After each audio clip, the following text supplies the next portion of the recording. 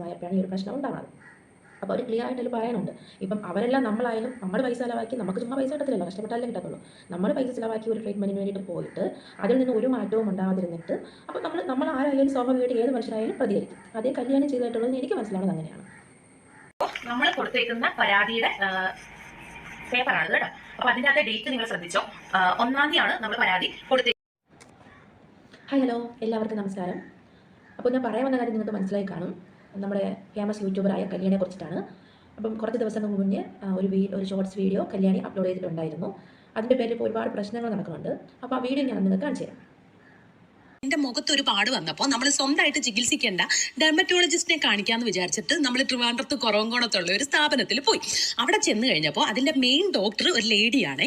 അവർ 3 മാസം കൂടുമ്പോഴേക്കേ ആ ഒരു ക്ലിനിക്കിൽ വരുള്ളൂ. അവിടെ ഇരിക്കുന്ന 2 ഡോക്ടേഴ്സ് നമ്മൾ വല്ലാണ്ടങ്ങ് വിശ്വസിക്കും. നമ്മളിങ്ങനെ മനസ്സിലൊന്നും വിചാരിക്കുന്നില്ലല്ലോ. പക്ഷേ ഇവർ BDSഉം MBBSഉം പഠിച്ച് പിന്നെ 3 മാസത്തെ 6 മാസത്തേക്ക് ഓരോ കോഴ്സ് ഉണ്ടല്ലോ, ഡെർമറ്റോളജിയുടെയും കോസ്മെറ്റോളജിയുടെ ഒക്കെ. അത് പഠിച്ചിട്ടാണ് അവിടെ ഇരിക്കുന്നതെന്നൊക്കെ നമ്മൾ വളരെ വൈകിയാണ് അറിഞ്ഞത്. ഇതെല്ലാം തിരക്കി അറിഞ്ഞു കഴിഞ്ഞപ്പോൾ നമ്മൾ നമ്മുടെ ബില്ല് ചോദിച്ചു കേട്ടോ. അപ്പൊ നമ്മുടെ ബില്ല് അവർ ഭയങ്കര കള്ളത്തരമായിട്ടാണ് തന്നത്. അതായത് നമ്മൾ കൊടുത്തതിന്റെ പകുതി പൈസയുടെ ബില്ല് മാത്രമേ അവർ തരുന്നുള്ളൂ. ഇതൊക്കെ നമ്മുടെ ഫയല് ചോദിച്ചു, അത് തരില്ല, ബില്ല് തരില്ല. അങ്ങനെ നമ്മൾ പോലീസിൽ കേസ് കൊടുത്തു. അങ്ങനെ അവരവിടെ വന്ന് ഒപ്പിട്ട് കൊടുത്തു. എന്നിട്ടും എനിക്ക് ഇതുവരെ അവർ പ്രോപ്പർ ആയിട്ടുള്ള ബില്ല് എനിക്ക് തരുന്നില്ല. അപ്പൊ ബില്ല് അവിടെ നിൽക്കട്ടെ, എന്റെ ഫയലിന്റെ ട്രീറ്റ്മെന്റ്, ഇതുവരെ എടുത്ത ട്രീറ്റ്മെന്റിന്റെ ആ ഒരു ഫയൽ തരാൻ പറഞ്ഞു. അത് കോപ്പി എടുത്തിട്ടായാലും അവർ നമുക്ക് തന്നാൽ മതി. പക്ഷെ അതും തരില്ല. അവരെങ്ങനെയൊക്കെ കാണിച്ചാലും അതൊന്നും അവർ നമുക്ക് ഇതുവരെ തന്നിട്ടില്ല കേട്ടോ. അതിന്റെ ഒരു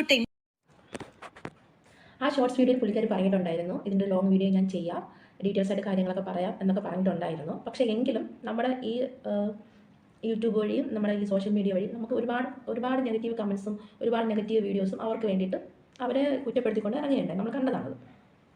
അപ്പോൾ അവർ ഇന്നലെ ഒരു ലോങ് വീഡിയോ ചെയ്തിട്ടുണ്ടായിരുന്നു. ഞാൻ ആ വീഡിയോ കണ്ടു. അപ്പോൾ അതിന് കുറച്ച് കാര്യങ്ങൾ ഡീറ്റെയിൽസ് ആയിട്ട് അവർ പറയുന്നുണ്ട്. അവിടെ പോയ കാര്യം മുതൽ അവിടെ പോയി സംസാരിച്ച കാര്യങ്ങൾ വരെ ഡീറ്റെയിൽസ് ആയിട്ട് പുള്ളിക്കാരി ഇട്ടിട്ടുണ്ട്. അതും ഞാൻ കാണിച്ചു തരാം, ഒന്ന് നിങ്ങൾ കണ്ടു നോക്കാം. ആദ്യം എന്നൊക്കെ നമ്മളെ വിളിപ്പിക്കുകയാണ് ചെയ്തത്. അപ്പോൾ അതിന്റെ ഒരു ക്ലാരിറ്റി നിങ്ങൾക്ക് വേണമല്ലോ. അല്ലെങ്കിൽ ഈ പറയുന്ന പോലെ ഞാനൊരു കാര്യത്തിന്, അതും സത്യസന്ധമായിട്ടുള്ള ഒരു കാര്യത്തിന് ഇത്രയും വലിയ ഒരു സ്ഥാപനത്തിനെതിരെ നമ്മൾ നിൽക്കുമ്പോൾ അതിന്റെ വഴിമര്യാദകളും കാര്യങ്ങളും എല്ലാം ചിന്തിച്ചിട്ടും അറിഞ്ഞിട്ടും തന്നെയാണ് അത്രയും സത്യസന്ധമായിട്ട് അങ്ങനെ നമ്മൾ നിൽക്കുന്നത്. അപ്പോൾ ഞാൻ കാണിച്ചു തരാം, ഒരു മിനിറ്റ് കേട്ടോ.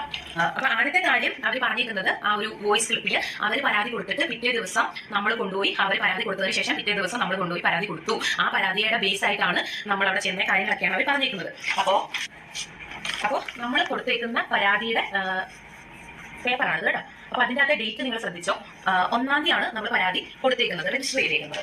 അപ്പൊ അവർ കൊടുത്തേക്കുന്നത് നമ്മൾ 1-ാം തീയതി തന്നെയാണ് ഈ ക്ലിനിക്കിൽ വിസിറ്റ് ചെയ്തത്. അതായത് എന്റെ ട്രീറ്റ്മെന്റിന്റെ രേഖകൾ വേണമെന്നും പിന്നെ ബില്ല് വേണമെന്നും മാത്രമാണ് നമ്മൾ ആവശ്യപ്പെട്ടത്. അതിനപ്പുറത്തോട്ട് മറ്റൊന്നും നമ്മൾ ആവശ്യപ്പെട്ടിട്ടില്ല. ചെറിയ ക്ലിപ്സ് ഞാൻ അപ്പൊ വീഡിയോയിൽ പറയുന്നത്, നമ്മൾ മെറ്റാ ഗ്ലാസ് വെച്ച് ഭയങ്കരമായിട്ട് ഷൗട്ട് ചെയ്തു, ബഹളം വെച്ചു, ആകെ അവിടെ ഇങ്ങനെ കച്ചറയാക്കി എന്നുള്ള രീതിയിലാണ് പറയുന്നത്. ഈ ഒരു വീഡിയോയിൽ നമ്മൾ ഓൾറെഡി നമ്മൾ ബില്ല് ചോദിക്കുന്നുണ്ട്, ഫയൽ ചോദിക്കുന്നുണ്ട്, അതിന് മെയിൽ അയക്കുന്നുണ്ട്, അവരോട് ചോദിക്കുന്നുണ്ട്. അവർ വാട്സപ്പിൽ ബില്ല് റിപ്ലൈ വന്നിട്ടുണ്ട്. അതായത് ഞാൻ മുടക്കുന്നത് ഒരു 6 അക്ക സംഖ്യയാണ്. അത് നല്ല വലിയൊരു 6 അക്ക സംഖ്യയാണ് ഞാൻ എൻ്റെ കയ്യിൽ നിന്ന് ഫുൾ പ്രൂഫ്, അതായത് ഗൂഗിൾ പേയിൽ മാത്രമേ ഞാൻ പേ ചെയ്തിട്ടുള്ളൂ. 6 അക്ക സംഖ്യയാണ് എൻ്റെ കയ്യിൽ നിന്ന് ആയിട്ടുള്ളത്. അതിന്റെ പേയ്മെന്റ്, അതിന്റെ ഹിസ്റ്ററി, അതായത് അവരോട് ബില്ല് ചോദിച്ചപ്പോൾ അവർ തന്നേക്കുന്നത് അതിന്റെ പകുതിയുടെ പൈസയാണ് തന്നേക്കുന്നത് ബില്ല്. ബാക്കി പൈസ എവിടെ പോയി? ബാക്കി എന്തുകൊണ്ട് അവർ ബില്ല് ചെയ്തത്? എനിക്ക് ബില്ല് തരുന്നില്ല. അത്രേ ഉള്ളൂ നമ്മുടെ കൺസേൺ. നമുക്ക് എന്തുകൊണ്ട് ബില്ല് തരുന്നില്ല? ഓൾറെഡി ഞാനാണ് എഫക്റ്റഡ് ആയിട്ടിരിക്കുന്നത്. എനിക്ക് എന്റെ ബില്ല് കിട്ടുന്നില്ല, ഫയൽ കിട്ടുന്നില്ല. അറ്റ്ലീസ്റ്റ് ആ ഫയലിന്റെ കോപ്പി മതി നമുക്ക്. കാരണം ഇവരിനി അത് പേപ്പർ മാറ്റി എഡിറ്റ് ചെയ്ത് ഇനി എന്തൊക്കെ എഴുതി ചേർക്കും, എന്തൊക്കെ അതിന് മാറ്റം വരുത്തുമെന്ന് എനിക്കറിയില്ല. കാരണം അതിൽ ഓൾറെഡി നമ്മൾ അവരുടെ ക്ലിനിക്കിന്റെ പേപ്പർ അതിൽ എഴുതിയത് മാത്രമേ ഉള്ളൂ. ആക്ച്വലി ഒരു കമ്പ്യൂട്ടർ റെക്കോർഡ് ഉണ്ടായിരുന്നെങ്കിൽ ഓക്കെ, നമുക്ക് എഡിറ്റ് ചെയ്താൽ എന്തെങ്കിലും നമുക്ക് കണ്ടുപിടിക്കാം, കുഴപ്പമില്ല. പക്ഷേ ഇത് സുഖമായിട്ട് മാറ്റാം. ഇനി എന്തൊക്കെയാണോ അതിൽ എഴുതി ചേർക്കുന്നത് എന്താണെന്നോ ഒന്നും എനിക്ക് ഒരു ഐഡിയ ഇല്ലാത്തതുകൊണ്ട് തന്നെയാണ് നമ്മൾ അറ്റ്ലീസ്റ്റ് ആ ഫയലിന്റെ കോപ്പിയോ ഒന്ന് പ്രൊവൈഡ് ചെയ്യാൻ പറഞ്ഞത്. ജസ്റ്റ് ഞങ്ങൾക്ക് ഫോട്ടോസ് എടുത്താൽ മാത്രം മതിയായിരുന്നു, അല്ലെങ്കിൽ നമുക്ക് ഒരു കോപ്പി, അതിന്റെ ഒരു ഹാർഡ് കോപ്പി തന്നാൽ മതിയായിരുന്നു. ഇത് രണ്ടും പ്രൊവൈഡ് ചെയ്തിട്ടില്ല. അതുപോലെ തന്നെ നമ്മൾ ഇറങ്ങുന്ന സമയത്ത് അവർ പറഞ്ഞിട്ടുണ്ട് നിങ്ങൾ ലീഗലായിട്ട് മൂവ് ചെയ്തോളാം. അപ്പം ആ ഒരു സമയം വരെ നമ്മൾ ലീഗലായിട്ട് പോയില്ല. ഇവരോട് തന്നെയാണ് നമ്മൾ റിപ്പീറ്റ് ആയിട്ട് ചോദിച്ചുകൊണ്ടും കാര്യങ്ങളൊക്കെ ഇരിക്കുന്നത്. നമുക്ക് നമ്മുടെ ഫയൽ തരൂ എന്നുള്ള രീതിക്ക് നമ്മൾ മെയിൽ ത്രൂ അയക്കുന്നതും അല്ലെങ്കിൽ ലെറ്റർ അയക്കുന്നതും വാട്സപ്പിൽ അയക്കുന്നതും എല്ലാം ഇവരോടാണ് നമ്മൾ ചോദിച്ചുകൊണ്ടിരിക്കുന്നത്. അപ്പോൾ അവരത് അങ്ങനെ പറഞ്ഞു കഴിഞ്ഞപ്പോൾ സ്വാഭാവികമായിട്ടും അവർ കംപ്ലൈന്റ് കൊടുത്തിട്ടുണ്ട്. അവർ കംപ്ലൈന്റ് ഓൾറെഡി രജിസ്റ്റർ കൊടുത്തിട്ടുണ്ടെങ്കിൽ നമ്മളോട് അവർ പറയും നമ്മൾ ഇത് കേസായിട്ട് മുന്നോട്ട് പോകുന്നില്ല, നിങ്ങൾ എന്തിനാണ് ഇവിടെ വന്ന് പ്രശ്നം ഉണ്ടാക്കുന്നത്, അല്ലെങ്കിൽ നിങ്ങൾ എന്തിനാണ് ഇങ്ങോട്ട് വന്നത്, ഇത് കേസായിട്ട് കൊടുത്തതല്ലേ. അവർ എപ്പോഴും പറഞ്ഞത് എന്താണ്, നിങ്ങൾ ലീഗലായിട്ട് പോകണം. അങ്ങനെ നമ്മൾ ലീഗലായിട്ട് പോയതുകൊണ്ട് മാത്രമാണ് അവരും വന്ന് കംപ്ലൈന്റ് കൊടുത്തേക്കുന്നത്. അത് ഒന്ന് ക്ലാരിഫൈ ചെയ്യണം എന്ന് എനിക്ക് ഉണ്ടായിരുന്നു. അതിപ്പോൾ ഇത് കാണുമ്പോൾ നിങ്ങൾക്ക് അത് മനസ്സിലാവുമെന്ന് ഞാൻ വിചാരിക്കുന്നു കേട്ടോ. അപ്പോൾ നമ്മൾ പരാതി കൊടുത്തേക്കുന്നത്, ഒരു മിനിറ്റ്, നമ്മൾ പരാതി കൊടുത്തേക്കുന്ന ഡേറ്റ് മുകളിൽ എഴുതിയിട്ടുണ്ട്. 1/6/2026 നമ്മൾ പരാതി കൊടുത്തിട്ടുണ്ട്. അന്നാണ് നമ്മൾ ക്ലിനിക്കിൽ പോയത്. അതായത് നമ്മുടെ ഫയലും ബില്ലും ചോദിച്ചുകൊണ്ട്.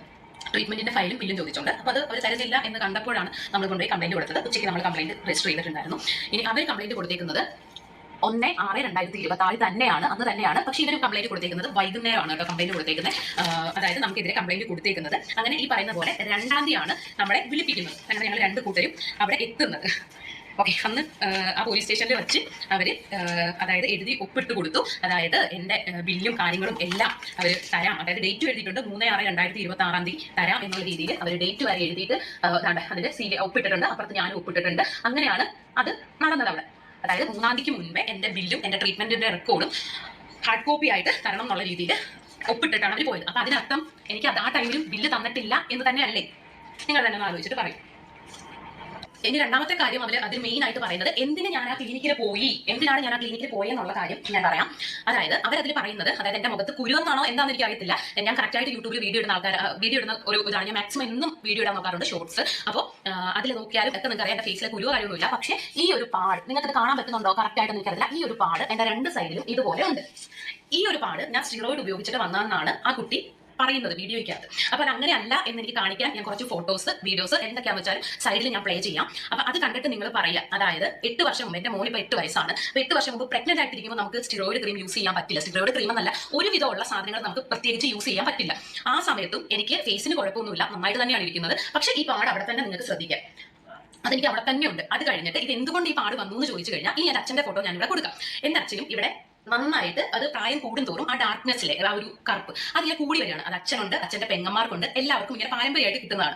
അപ്പോൾ എനിക്കും ഇത് ഇങ്ങനെ ഉണ്ട്. ഇതിപ്പോൾ എനിക്ക് ഇങ്ങനെ പ്രായം കൂടി വരുന്നതോറും ഇതിങ്ങനെ തെളിഞ്ഞു വന്നാലോ എന്ന് എനിക്കൊരു പേടി. അതായത് നമ്മൾ നോർമലായിട്ട് ഒരു ക്രീം ഇട്ടാലോ അല്ലെങ്കിൽ എന്തെങ്കിലും ചെയ്താലോ ഒന്നും പോകില്ല. കാരണം ഇത് മെലാസ്മ പോലെ അങ്ങനെ ഫാമിലി ആയിട്ട് നമുക്ക് വരുന്നതാണോ എനിക്ക് ഉള്ളിൽ ഭയം വന്നു. ഓക്കെ, എന്നാൽ പിന്നെ അത് നല്ലൊരു ഡോക്ടറെ കാണിക്കാം എന്ന് വിചാരിച്ചിട്ട് നമ്മളിങ്ങനെ നോക്കി കഴിഞ്ഞപ്പോൾ സ്വന്തം ഇഷ്ടപ്രകാരം, എന്റെ സ്വന്തം ഇഷ്ടപ്രകാരമാണ് കൊല്ലത്തുനിന്ന് ട്രിവാൻഡ്രത്തോട്ട് ഇവിടുന്ന് ഏകദേശം ഒരു 75 കിലോമീറ്ററോളം ഉണ്ട് നമ്മൾ ഈ ഡോക്ടറെ അപ്പോയിന്റ്മെന്റ് എടുത്ത് കാണാൻ ചെല്ലുന്നത്. അപ്പോൾ കാണാൻ ചെന്ന് കഴിഞ്ഞ് ഡോക്ടർ നമ്മളോട് പറഞ്ഞത് എന്താണെന്ന് വെച്ചാൽ, കല്യാണി ഇത് പെട്ടെന്ന് മാറില്ല, നമുക്കൊരു 3-4 മാസം ടൈം വേണമെന്ന് എന്നോട് പറഞ്ഞു.